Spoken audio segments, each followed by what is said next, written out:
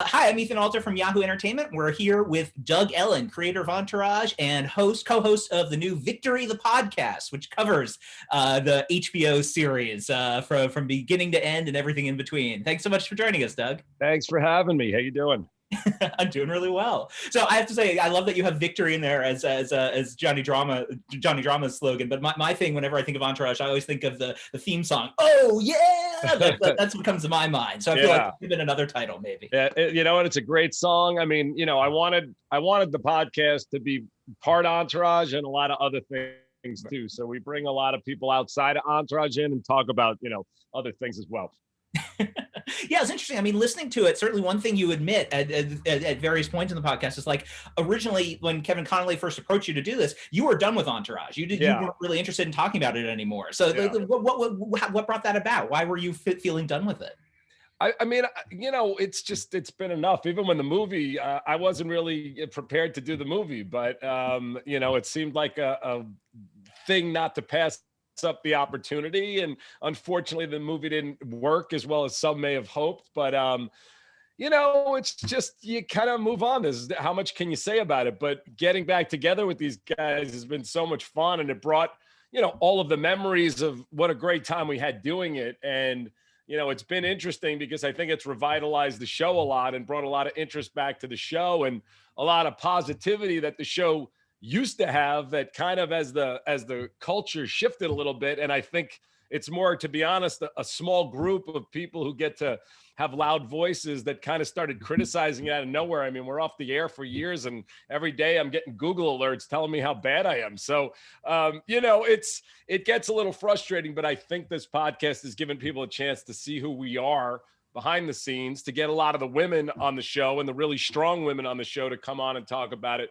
But also we talk about our careers. You know, we've had 30 years each in experience, you know, Kevin Dillon, Kevin Connolly, and all the other people we bring on. So it's been a lot of fun, and to feel all the love from the fans that we've been getting, you know, it makes me go, yeah, if we got this group back together, it's not the worst thing in the world. So yeah, you co-host the show with Kevin Connolly, who played E, and Kevin Dillon, who was Johnny Drama, obviously. Yeah. And in terms of like the dynamic between them, I mean, how early on did you get a sense of how they play in the podcast format? I mean, it sounds like Kevin Dillon maybe had to be a little convinced too, just like you, to come back. Yeah, I mean, honestly, day one, you know, I was worried about me. I wasn't worrying about them. I knew how funny they were, both on and off camera. So, you know, all I said to Kevin was, I don't want to sit here and just break down every little moment of Entourage. And from minute one, both of them were really forthcoming in their private lives as well as me. And I think people have gotten a kick out of that. And then, like I said, we're bringing in other people who, you know, are not in the Entourage world. We had Jordan Belfort on, and Charlie Sheen, and Andrew Whitworth from the Rams, and James Andrew Miller, who's a great writer, who's writing the definitive book about HBO right now. So it's been really fun. Yeah. Yeah, no, it started off as more of an episode by episode rewatch, like we have with The Sopranos and Scrubs and these other shows. Yeah. But it seemed pretty quickly like you moved away from that, or like, no, let's really expand what we can do. Well, you know, I mean, and again, people want to hear that, which is great. But you know, I would like to have. I enjoy doing this, so I'd like it to be bigger than that. It's a little battle that Connolly and I had in the beginning. Everybody had to be Entourage this and that, and I kept pushing to move outside of that. I think now people are starting to accept that. You know, yesterday, you know, Kevin Dillon's off doing a movie, so we had Charlie Sheen, you know, guest host for him, which was, you know, awesome. And it's, you know, Charlie was someone that I've been a fan of my entire life. And, you know, it's so weird for me, who was in high school sitting watching Platoon with Kevin Dillon and Charlie Sheen in that movie, going, I hope someday I can be in the business. And then to think that I'm kind of working with both of them, it's been very, very fun. One person who hasn't shown up yet is Mark Wahlberg, who sort of started the show. It's based on his life, obviously. Have you talked to him about bringing him on? Would you think he would do it? I mean, I can't answer whether he would do it. I hope he would do it. I haven't jumped to, you know, I've kind of kept it to guests that somehow are easy for me to get at the moment. Mark, I'm waiting until we have real value, and hopefully he sees that as well. But I'll reach out to Mark soon. Well, I mean, what is his relationship to Entourage these days? I mean, obviously he's inspired by it. He produced it. Like does he, you know, do you get a sense of how he views it now? Like is it something that he likes to talk about? I mean, Mark has always been the best regarding Entourage. So I haven't had conversations with him about it. Again, the movie came out. I think we were all disappointed because the Entourage fans really liked it, but the critics, I think we hit the Me Too movement right in the face, and the critics, that's all they focused on, even though it was kind of what we did on the show that was so positively received for years before that. But I have not spoken to him about anything about Entourage. To be honest with you, I haven't really spoken about Entourage until we got into this thing. And then I'm like, okay, let's start doing this. And I'm actually supposed to be going to London to do this other show. But all of a sudden, this has been so much fun. I'm less inclined to want to leave. So What do you think about this trend of like people involved with shows starting to talk about them on podcast form? Again, we have The Sopranos, we have Scrubs, we have like it seems like every show is getting this sort of podcast with people involved in it. Is that something that you enjoy, or is it too much? I love it. And the great thing about podcasts are, unlike where a traditional radio show was so much money to kind of get it out there and limited bandwidth. Listen, if there's 100,000 people around the planet who want to listen to The Sopranos, great. If there's 10 million, great, but it really doesn't matter. But for me, when I get to go listen to Michael Imperioli, who I did a pilot with, who I just love as an actor, when I get to listen to the behind the scenes stuff, I was always a fan of, like, Hearts of Darkness was a documentary about the making of Apocalypse.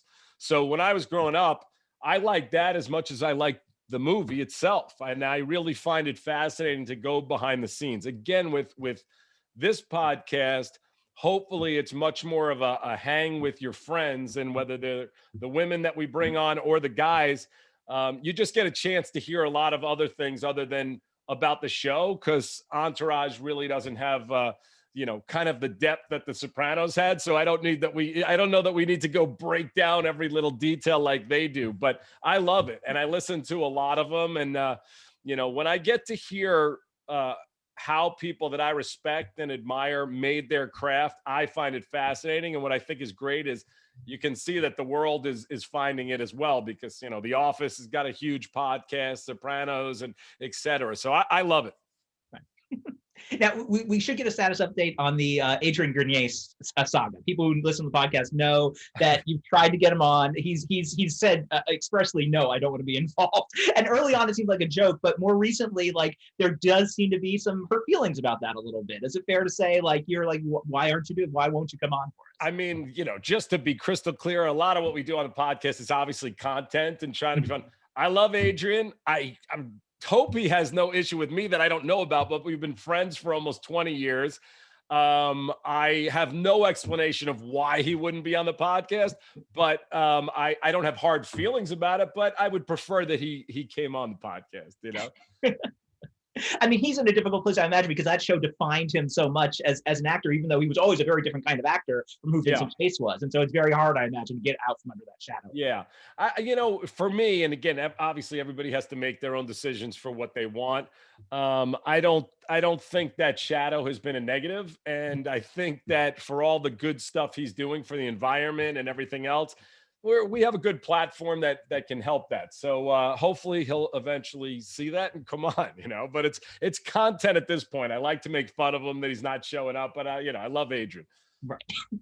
Well, Kevin Connolly has talked to him. Have you been in touch with him directly yourself? Yeah, I spoke to him. Yeah. And he said, it basically kind of gave me some time, but then he didn't appreciate that the fans were coming after him, which I can't control. I don't run the internet, but I think that the fans do want to hear from him. They want to hear his experiences. And I think he'd be an interesting guest because he is, out of all the actors, probably the most different from the character on the show, Right, absolutely. And you mentioned that, like originally you were looking for a more Mark Wahlberg type, and that's definitely not who Adrian is. So you wound up going that direction. It pushed you in a whole new way, essentially, with the show. Yeah, I mean, when we found Adrian, which honestly was an incredible blessing, we tried to cast that part for a year. There were times where HBO was like, "You're never going to find a guy who we can believe is a movie star, but isn't." And we all know there's been shows where they try to have a movie star and everyone's like, yeah. Adrian really, from the second he popped on the camera, people were like, oh my God, who is that guy? And it's not just because he's a handsome guy. He's got a way that he carries himself and a way that he delivered that performance that is incredibly underrated to me, because there was no show without him and there was no second choice. And, you know, while we were looking for a mark, there really aren't a lot of marks out there, but actually the Adrian type worked better for us. I think it really allowed a much more Mark is such a type A personality. So I think it all worked out, and eventually it'll work out on the podcast. You know, people used to get frustrated. They used to say Entourage, it always works out. Well, yeah, that's what we were trying to do. We wanted it to be wish fulfillment. We wanted it to be like you're with your best friends and you get to do these crazy things. And honestly, the podcast has been the same thing. You know, I mean, at first Jeremy didn't want to do it either, which, you know, was crazy, but we got him to do it. And then he calls in with Mike Tyson, and all those kind of things are happening that feel like what happened with the show. When we started season 1, I could barely get Mark to show up for his cameo. And by season 3, we were getting some amazing people calling us and say they want to do it. And that's how I feel it is with the podcast now. So the other thing that comes up a lot on the podcast, and this might also be content, as you said, but like the sort of frosty relationship between the show and HBO these days. I mean, you've alluded to the fact that you feel like HBO doesn't really look at this brand as crucial anymore, or has mixed emotions about it. Is that the sense you get from them? Yeah, absolutely. And, you know, like I said, I mean, I did a pilot after with Michael Imperioli and Michael Rappaport and Eddie Burns that they passed on, which I'll never forgive them for. Whether they thought it was good or not, I thought I earned my chance to have a second shot, and they put some other pretty crappy shows on. But that being said, I don't have most of the people who were there aren't there anymore. So it's not about that. But what I've noticed is from the time the podcast started, we were hiding in like architectural wish fulfillment shows, which is weird. We were nominated for an Emmy and a Golden Globe almost every single year. So to not put us in front and put other shows like in the must-see comedy list, I thought was pretty bizarre. It seems to have changed, but I think that's because the fans have started downloading the show again and watching it. But, you know, when you see what happens with a show, and I love The Office, it's one of the great shows, but when we were on the air and The Office was on the air, we were kind of those two shows that people thought of as the good comedies. And somehow that, you know, vanished for HBO, and Netflix, you know, put The Office on, and now it's essentially Seinfeld, which it wasn't when it was on NBC at that time. So again, history will judge what things are, but it would be nice if HBO was going, we have this great 96 episodes of content, and we should let our audience know that it's there rather than having them to search it. You know, I said it on the podcast, but 2 months ago, I would type in ENTO in HBO Max and Curb Your Enthusiasm would come up, which I'm like, what the hell is this? You know, and I love Curb, obviously, which Jeff Garland's going to be on the podcast in the next couple of weeks. And eventually, as I said, Larry is a friend of mine, but he's one of those like Mark that I'm just waiting a little bit to go, hey, could we get you to do this? But hopefully we'll eventually make that happen too. Do you have a sense for why the network may be feeling that way about the show now? I mean, it was as you mentioned, it's an Emmy-winning show for them. It was huge for a while. Why are they so skittish about it? Well, I think it's the same thing that, and I resent it tremendously because I don't think Entourage was this vulgar boy fest that people like to paint it as now. As I said, when we came out, the New York Times said we were the smartest show on television. And then all of a sudden, you know, there's this wave of righteous PC culture. And again, you're talking to a liberal who wants, you know, equality for all and wants everyone to be kinder and gentler. But what everyone will talk about who knows what the show was, and Charlie Sheen actually expressed it really eloquently. You know, he just watched it recently, and he said it was so realistic to him and his experiences that he had. And I'd never met Charlie till a month ago. So, you know, a show like The Sopranos, and again, I am not comparing a Sopranos top 3 greatest shows ever. David Chase is a genius. I'm just a mildly amusing guy who was doing the best I could. But most people know that that was a very realistic portrayal of what Hollywood was like during that time. And when people write about it as if something Ari said means that that's how I express myself, or it's offensive. And nobody says about The Sopranos, where they murder people, that maybe we should readdress, you know, whether murdering people on TV is okay. So again, I don't want to sound obnoxious that I'm looking at Entourage as high art, but it was a pretty accurate portrayal of how people spoke in an office at the time in Hollywood. And if we did reboot the show, it's not that I would make it any more PC, but I would write it to my abilities, the best of what is the reality of the world right now, you know? Yeah, absolutely. Well, it's interesting. I mean, as you mentioned, it does capture sort of a time capsule of Hollywood in that era, that early 2000s era, which we're now reckoning with. So you got caught up in that aspect of it a little bit, preserving and when I think back then, like, it feels so long ago, or it seems so recent, but it's actually very long ago. It's a very different world now than it was. Yeah, it's a very different world people speak about, but as we see with, Cuomo and Gates, people will be people, even when they know the camera's on them, even when they're looking at them. And again, I'm not trying to, bolster Entourage as this thing, but it was an extremely realistic version of this town. But more importantly, what the show was about, which is the thing that I'm proud of much more than that stuff, is it's about friendship and loyalty and family. And those are the things that I hope people will take away from it long after the kind of it quiets down a little bit, where I think, there's an overcorrection that's happened. And I think it'll fall back to the middle, and hopefully we'll get to a place where there is equality for everybody, but there's also a room for people to kind of do their comedy, their art, and not be judged so harshly as if it's them personally. So Right. Yeah, there's a lot of talk on the podcast about, could it be rebooted now, and how would you do it now? And I want to approach that in a few ways, because it's interesting. I like that you bring in people to talk about that based on their own experience. So, for example, Rex Lee and Jeremy Piven and Lloyd and Ari. That's a very big part of the show, and depicted a very specific kind of workplace thing. And Rex has said when he's been on the show, like, Ari's an equal opportunity offender, so I wasn't bothered by it. We are speaking now just after the big Hollywood Reporter story about Scott Rudin, on the other hand. So suddenly that behavior, the Scott Rudin behavior, which has always been rumored, has suddenly been has now been out in the public. Assistants have talked about how they've been really abused in some cases by him. Right. So knowing that, now that stories like that are out there, how does that change what that relationship would be now? I mean, I think that most people who came up as assistants would say that Ari's dialogue to Lloyd was the least of the problems that they dealt with in life. And I think that, again, while not excusing anyone talking that way, because they shouldn't, but again, I was writing a character. I was not speaking how, this is how people should speak. And the real Ari Emanuel, who it was based on, was very proud of that character 10 years ago. Very proud to let people know that it was based on him. But the most important thing to me was some of the words that Ari said, which clearly would never be tolerated in 2021 in an office setting. His actions were, he was looking out for Lloyd.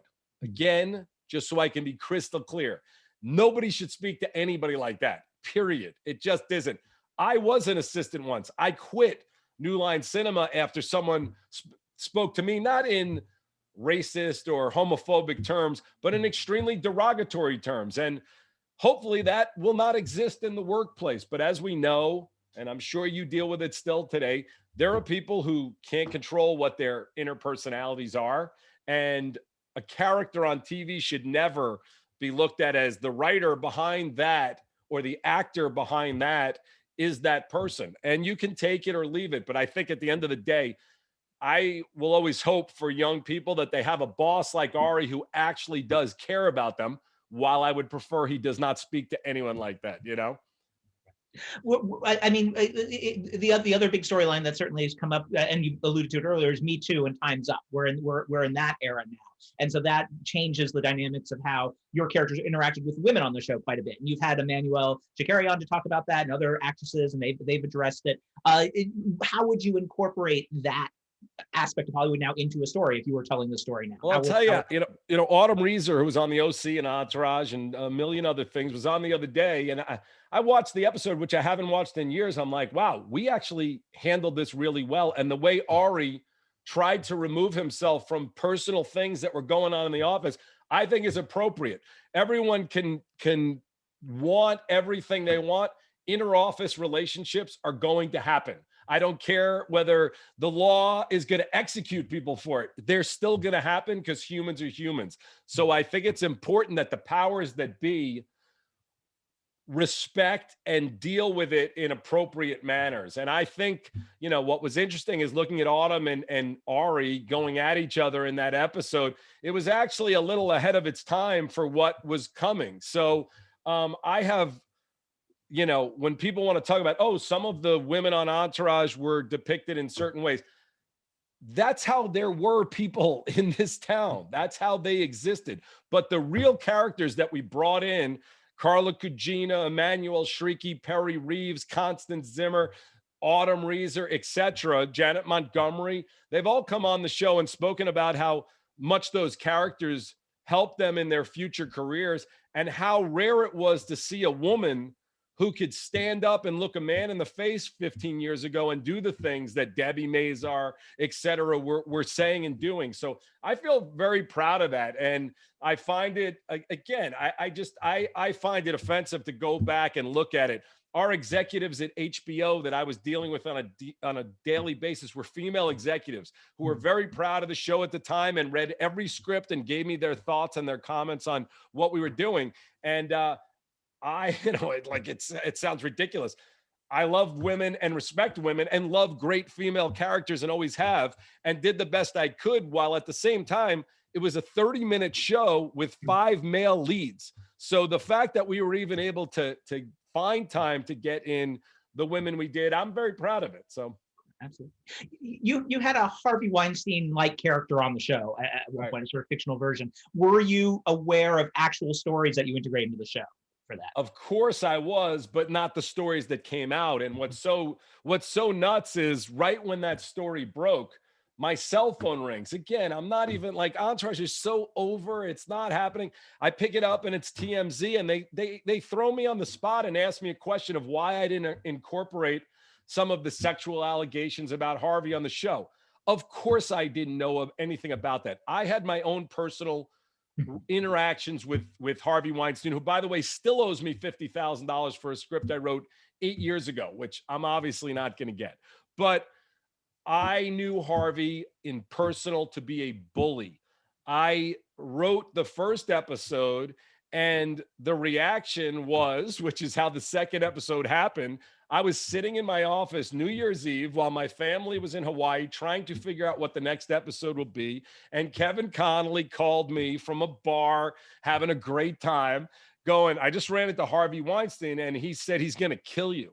I'm like, he's going to kill me? He's like, yeah, he didn't like that episode and he's going to kill you. But Kevin wasn't joking. He was like, he's pissed. So I came up with the next episode where Harvey takes a knife to Kevin Connolly and says, I kill people. So if I had known anything about the real allegations, I would have never done anything light and comedic with it. What I knew was he was a bully and an asshole, and that's what I portrayed.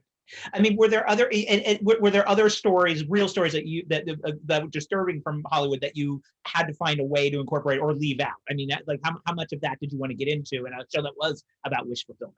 I mean, I definitely, obviously the Me Too movement brought a lot of these people out and these things, but I didn't know about, I didn't know about these things. And that was not something I was interested in uncovering. It was not a 60-minute style show. That being said, I tried to be as realistic as we could for what we had.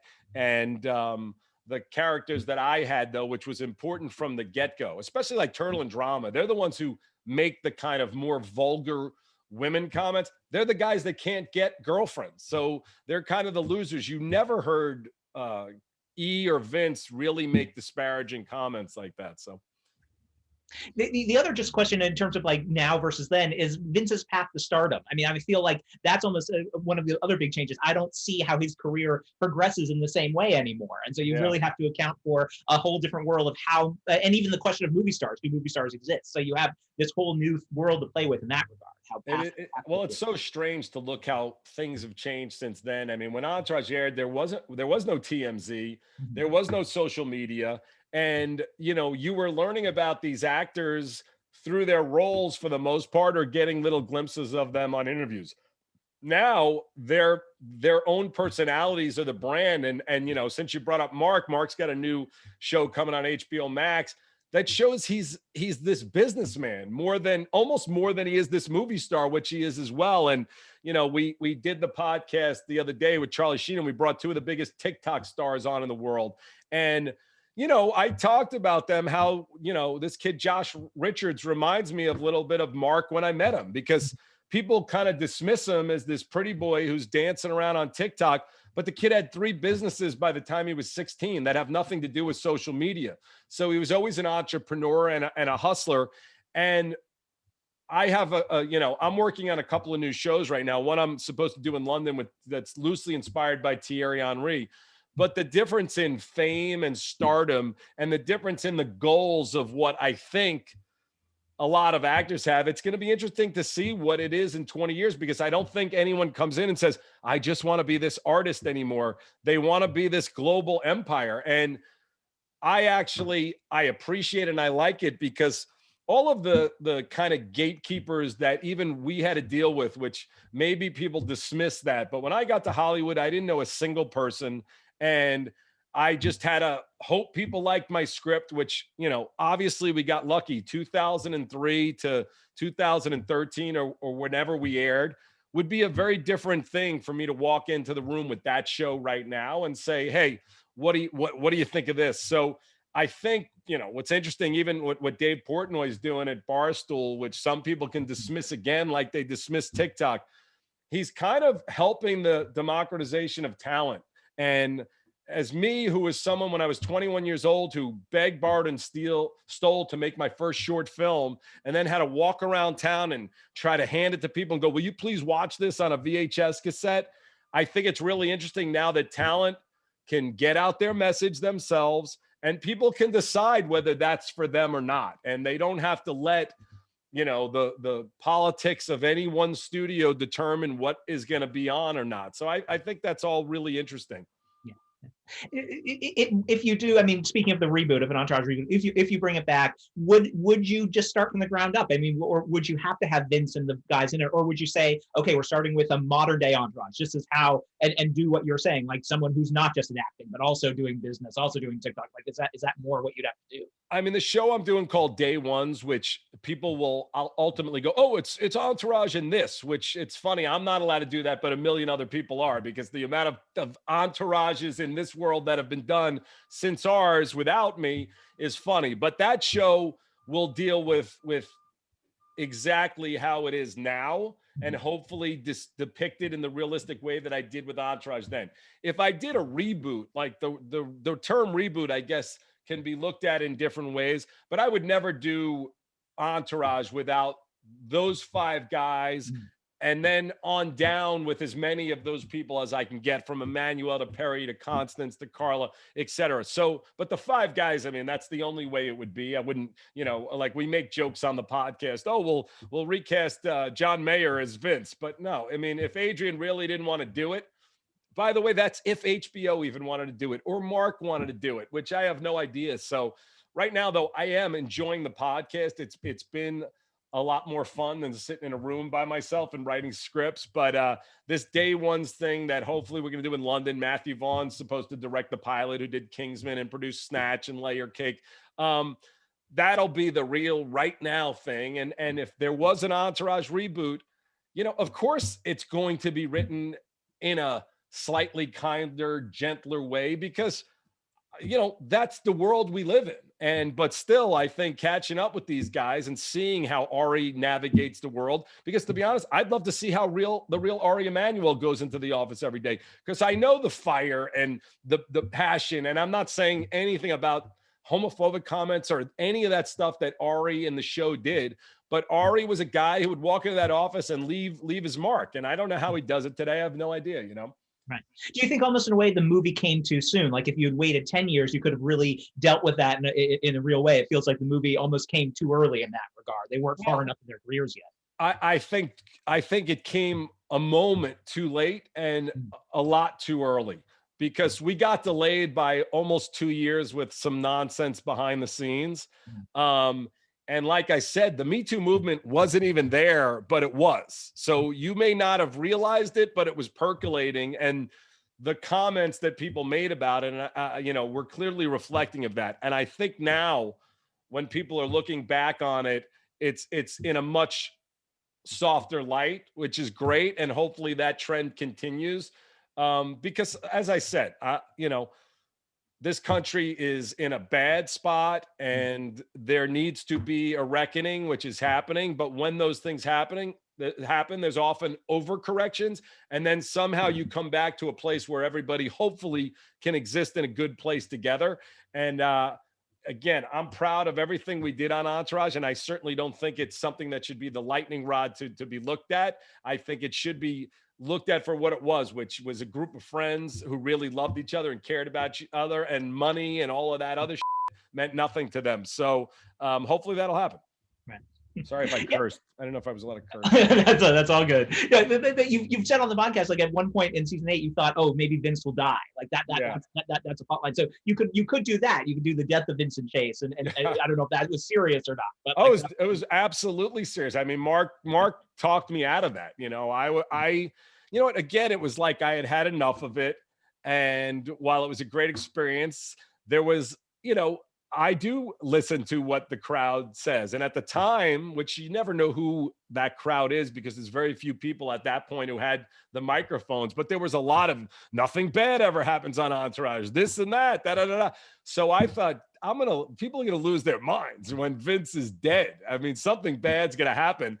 But Mark, and he was right. I mean, he called me up and said, people like the fans that love this show, they love these guys. They don't want bad things to happen to them. And even in season 7, when I got Vince into drugs, there were a lot of people who were very upset about it, you know, and that was, like I said, it was loosely inspired by Charlie Sheen's life. And I had never met him at the time, but I had read some things about him and said, okay, that's an interesting way to do something different. But, you know, you're always, when you're making a show, you're always trying to please yourself, but you're also trying to please your audience. So, and sometimes those things can work and sometimes they don't. Who's the character who would be canceled in the reboot? I feel like one person would have to have a cancellation issue. So which one do you think that would be?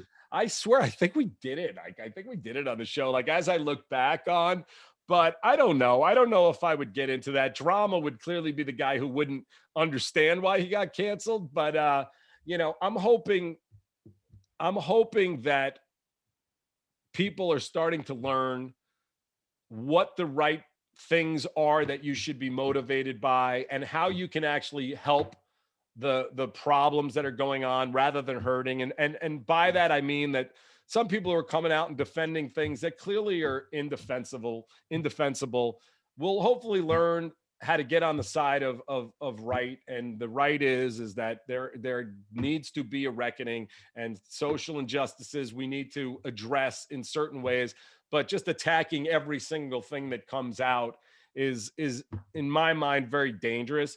But I'm hoping if we ever did reboot this, which is a year or two away, that kind of the cancel culture on both sides, by the way, because I think it's funny that the right has made cancel culture a cause of the left, which is ridiculous. But on both sides, this shouting people down and shutting everything down, I hope reason will start to exist and both sides will come together, because I think what's happening right now, which in my personal, I look at the media as the biggest blame for what's going on right now. I think they incite everything on both sides, and I'm hoping we find a way around it, because I think it's a really scary time, and probably the scariest time of the last 30 years, for me. Right. So yeah, it'll be interesting to see how that fuels your art going forward, if that's something that you look to comment on in this new show or anything else. Yeah. Well, listen, I'm 53 years old, and when I was writing as a 30-year-old, again, I'm not apologizing for anything, but young guys who are, out and about in Hollywood looking to meet women, first of all, that's never going to go away. But would I speak like that? I just wouldn't write it. I wouldn't type it, not because anyone's telling me not to. It's just not anything that's on my brain at the moment, So the new show, which is young guys, I think they will be youthful, edgy, and cool, and they will be of the moment and of the time. But may they speak a little more properly? Yeah, because I think if they don't, someone's going to tell them, even an Entourage. I think E would be the guy, be like, yo, you can't talk like that. We got to take, you got to take it easy. But that was not at the time. And, Mark used to say to me, and whatever, everybody can take it for whatever it's worth. He used to say the hangover owes you $1 billion, because we kind of helped bring R-rated comedy back, and the stuff that I liked, growing up, the Animal House, etc. That really was not in favor. And the Judd Apatow movies kind of came after that. And I'm not saying I inspired Judd Apatow. I love Judd Apatow. He's better than me. I get it. Everyone will trash me that I'm comparing myself. But my point is that when I sold that show, I said, I want to write a show where young men speak the way young men actually speak. I don't see that on TV. So that's what I thought.